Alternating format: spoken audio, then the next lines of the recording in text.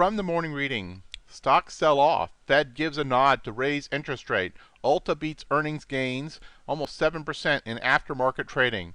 All 9 sectors moved lower on Thursday. XLP, XLU, and XLB were the strongest sectors, while XLV was the weakest sector.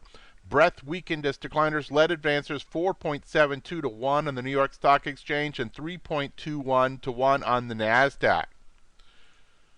And other reading, we had some big moves yesterday. We'll talk about the index standard deviation moves, but in addition to those, you had on the 10-year Treasury an over a 3 standard deviation move. The euro was up over 5 standard deviations. The 10-year Bund was up over 5 standard deviations. Big day there. Let's see if I had anything else. Nope, that's it on the morning reading. Hello, this is Stephen Harris, a head trader from Falcon Global, where we model best practices for investors, traders, and day traders from entry to exit every trading day. In this daily video, I provide my opinion and insights of current market trends, market timing, volatility, and hedge risk levels for the upcoming day for the key U.S. financial markets. It is 6:39 a.m. Central Time, and I'm recording this in preparation for the market day of December the 4th, 2015. Full disclaimers are at the end of the video, but be aware that this is for educational purposes only, and only you are responsible for the investing or trading decisions that you make. Along with this morning video, I should mention that if you follow me on Twitter, and you see my handle here at Falcon Global LLC, you'll find that I also forward kind of best of the business-related, market-related, financial market tweets. So you might find that also some interesting information to come through. I've got quite a list of kind of some of the top-notch minds with respect to the financial markets, and I send forward a small selection of those that I think are particularly insightful. So follow me also on Twitter in addition to subscribing to my YouTube channel. So let's go ahead and dive into the morning report. And indeed, you see that after the big action down yesterday, we've had a bit of an overnight bounce. At this point, the bounce isn't quite as big as it once was, but it's still positive at the time of this cut. The cash market, though, could still be different because you have the big monthly employment report coming out this morning before the market opens. So bottom line is these numbers might not stick. But as it stands right now, we are positive. All 4 broad market indices are up, with the S&P up about 1/4%, the Russell up about 1/3%, NASDAQ up marginally, and the Dow up about 1/4%. Crude oil up about 1%. You have the euro down about 2/3%. You have bonds up marginally, and gold right at scratch.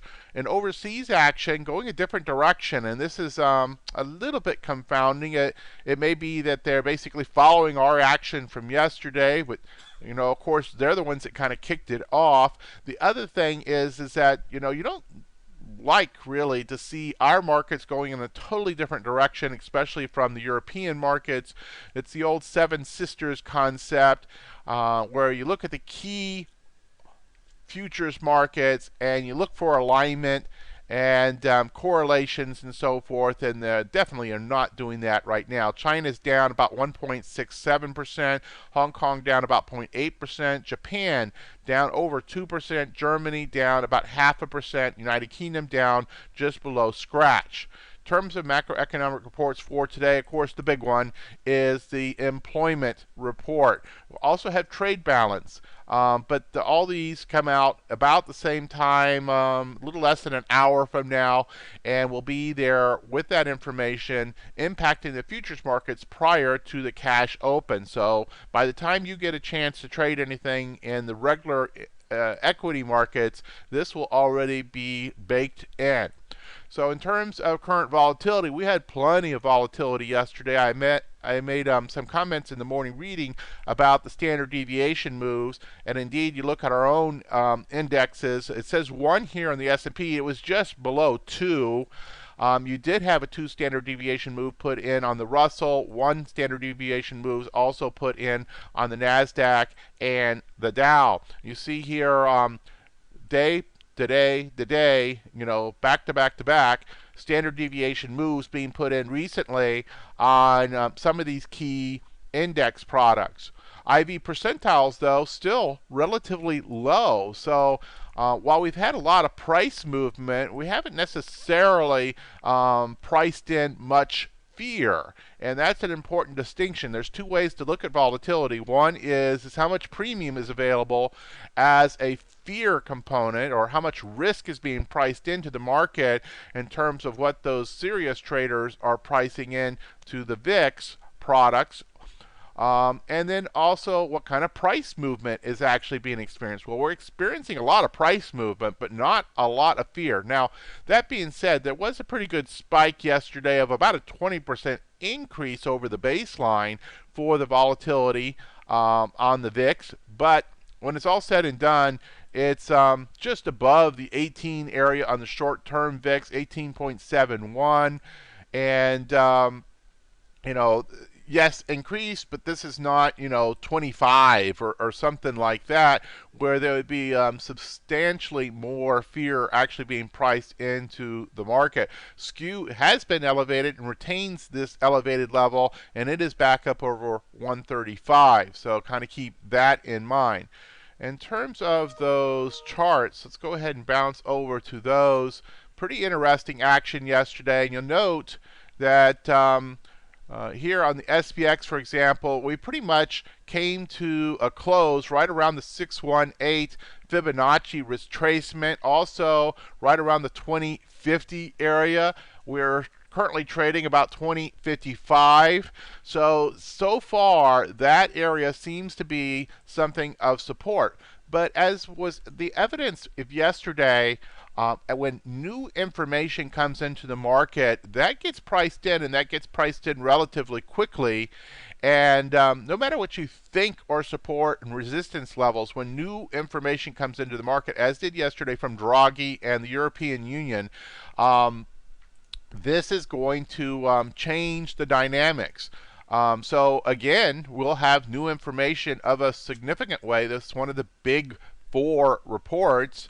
One of the most important macroeconomic reports that's released each month amongst dozens is the monthly employment report. That will be new information that will shape the expectations of the big market institutional players as to what will likely happen with the Fed in a couple weeks.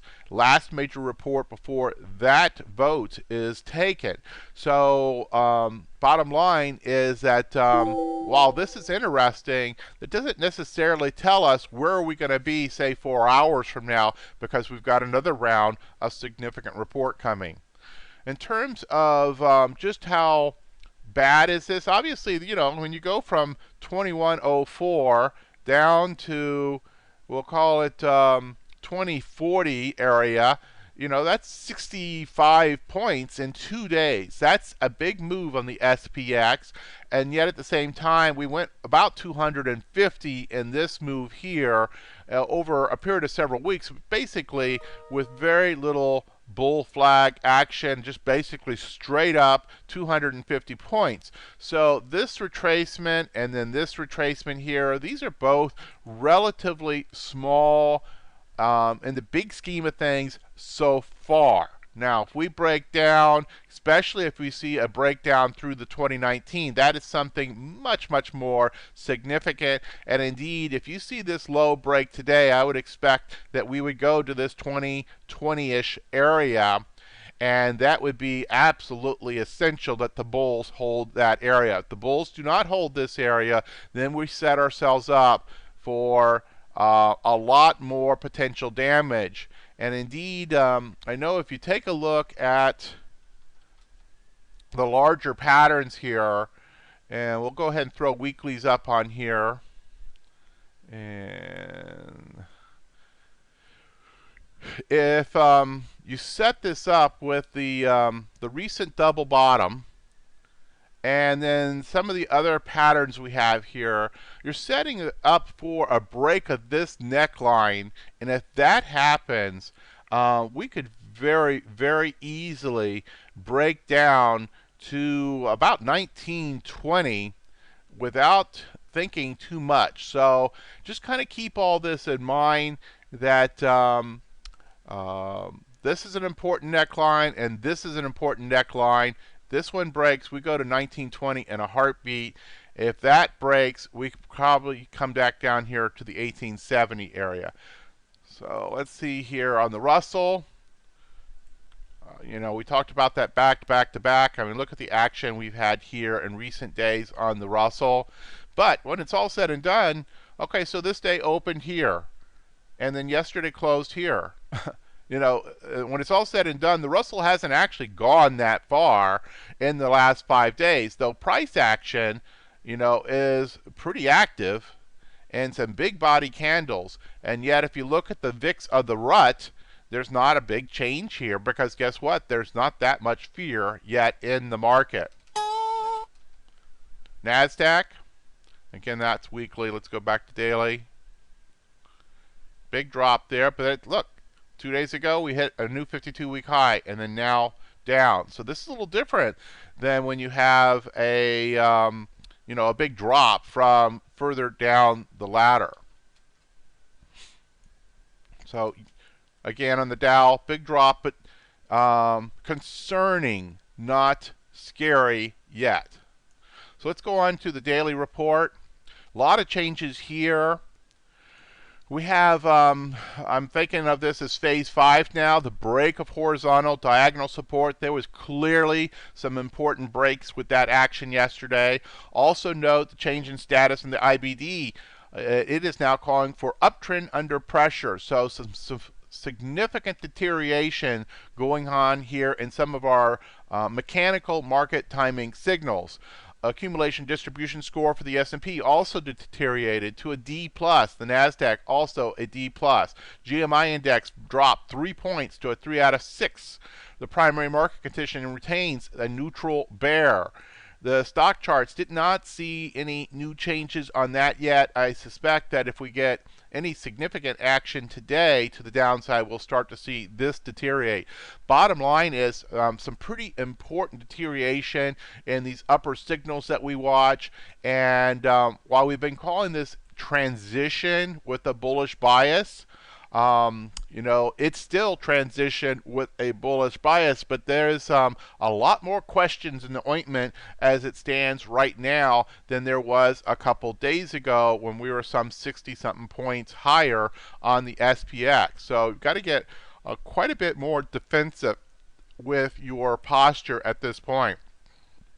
The intermediate term market posture is bearish, but still retains an upslope sentiment.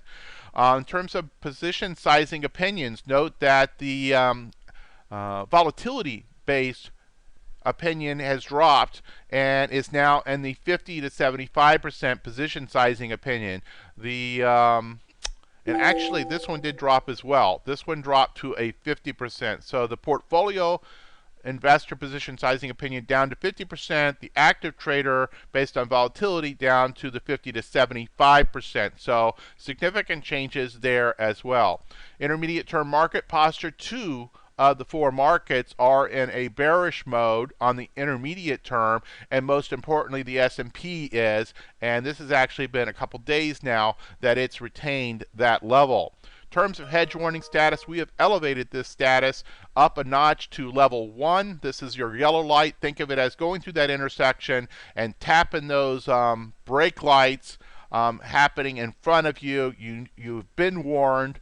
You are on additional heightened alert, because if these things continue to deteriorate, you could see something much, much more severe come into the marketplace. That said, we're still just level 1. This is not level 2. This is not level 3 yet. The bulls could come in today. We could be up 25 points on the SPX at the end of today, or we could be down another 25. It's that kind of market. If we go up 25 points, then an increased level of risk, a cautionary kind of assessment is very much in play, but you also see that the bulls are still ultimately in control. But we're certainly at elevated risk levels that could deteriorate. In terms of the individual warnings, you can see I'll see a red here, market in decline, sharp increase warning, VIX spike hit yesterday, VIX futures up over 18, distribution day counts very high at 7 for the S&P, NASDAQ at an 8. I was fully expecting that we were going to see this uptrend under pressure come into play today with this distribution day count getting so high. VIX phase is increasing. The skew is actually up over 135, about a 12% probability of a 2 standard deviation move, which we basically had yesterday with that move. Also note that the current week out expected move has spiked up. This was the low 30s. It's now about 45. So the expectation for volatility is increasing dramatically across the marketplace. There's a typo here. This is actually, I believe, I think it's 110 was the new highs. More importantly, what's of note here is the 404 new lows that were put in yesterday. And in terms of the intermarket risk aversion indicators, these have been all 5 positioned as risk off. This was one of the early signs that there was increasing levels of risk in the market coming into play. In terms of special opinions, several changes here. Obviously, with the VIX up over an 18, the VIX is outside the acceptable window to initiate new option income strategies for novice traders. Now, more aggressive traders will welcome the increased fear premium that is available, but for novice traders, this is probably too hot to be able to manage in the long-term probabilities. So kind of keep that in mind. Cover call strategies also, conditions are not acceptable with the current bearish postures to initiate new positions for novice traders. Aggressive traders might consider very defensive initiations, using in-the-money strikes to a greater degree, also perhaps going to more lower beta positions. Certainly position sizing only in the scale that you are willing to own, because you could potentially own those put contracts in a more aggressive way than you would have had an expectation, a week ago. Put selling, same thing, not acceptable for new core put portfolio positions for novice traders. Aggressive traders might want to initiate positions while maintaining that elevated defensive posture until the market returns to a more bullish environment. You also might want to use defined credit spreads instead of just naked puts, and of course keep those position sizings in check. You have in the market posture sector specific a sea of red coming through the short to intermediate and even into the long term. Really, technology, the only sector that showed some promise yesterday, but as you see here and the percent change, it's a sea of red now. 1 day, 5 day, 1 month, a lot of red here, and in all sectors there was no place to hide when you have a severe drop like we experienced yesterday. So that should be enough for today. Let's see here. We've got several course offerings out there right now. Let me just mention this one. I've just about finished putting together the PowerPoint decks on this. I expect that early January I will have the details as to how long the course will be and all those kinds of things available. Expect the course sometime in early 2016, but if you've ever wanted to truly master the cover call strategy, and this really kind of goes much further than that, you'll have how to do fundamental and technical analysis, stock screening, which is helpful for all kinds of strategies, but certainly in selection of stocks for the covered call. And then, of course, all the exit strategies, all the different permutations, all the kind of stuff. This will be a true mastery course on covered calls. If you think you might be interested on that, no obligation. Just send me an email saying I'm interested. Please send me details to Stephen@FalconGlobalTraders.com, and we'll be sure to get your name on that list. Okay. Disclaimers, as always, hit the pause button if you need more time to review. You see the hyperlink to the full disclosures here. And we'll see you back here on Monday morning before the market opens with the Falcon Global Market Preview. Good trading.